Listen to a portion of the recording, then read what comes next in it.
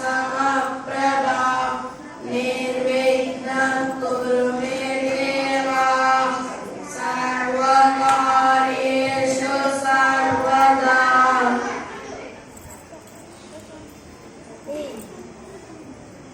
ఇలా తమ్ముడు ఆదరణ చేస్తుంది.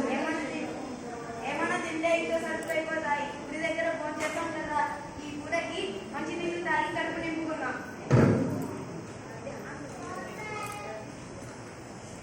సుమన్ చూడరా అన్నదమ్ములు ఎంత పిసినాలి వాళ్ళు. అండ లోబి అయితే తమ్ముడు పరమలోబి. దేవుడి దగ్గర పెట్టిన ప్రసాదం ఎక్కడ చీమలు తింటారని కింద పెట్టకుండా వెంటనే నోట్లో వేసుకుంటారు. అవునా, హార తీసుకోకుండానే ఉఫ్ఫని ఆపేస్తాడు. కర్పూరం రేపటికి కావాలి.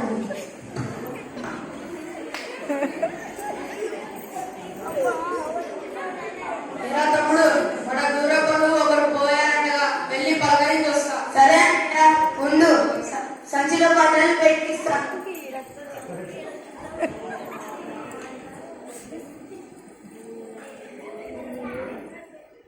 వెళ్తున్నా, కలుపులు వేసుకో. సరే అన్నయ్య.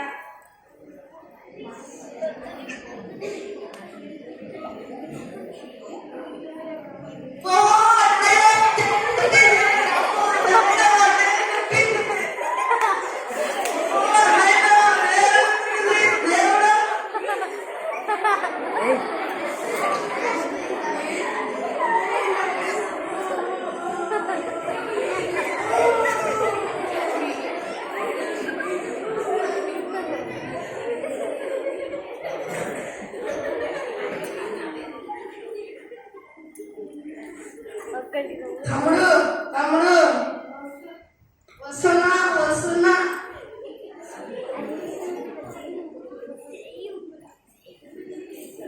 ఏమన్నా అంత తొందరగా వచ్చా?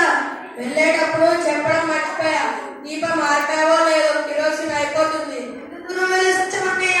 3 మైళ్ళు వెళ్ళేసి వచ్చాను. 3 మైళ్ళ? 3 మైళ్ళు వెళ్ళడానికి, 3 మైళ్ళు రావడానికి, 6 మైళ్ళ. ఈ చెప్పులే మరిగిపోలేదా? నేనేమంత పిచ్చివాడిని కాదు. చెప్పులు సంకలో పెట్టుకొని వచ్చాను.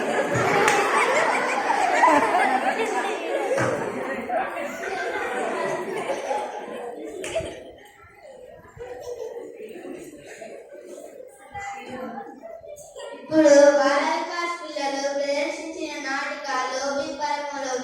మనిషికి ఉండకూడని 6 లక్షణాలు. కామ, క్రోధ, మోహ, లోభ, మలమాత్సర్యాలలో లోభితనం ఒకటి. లోభి అంటే పిసినారితనం.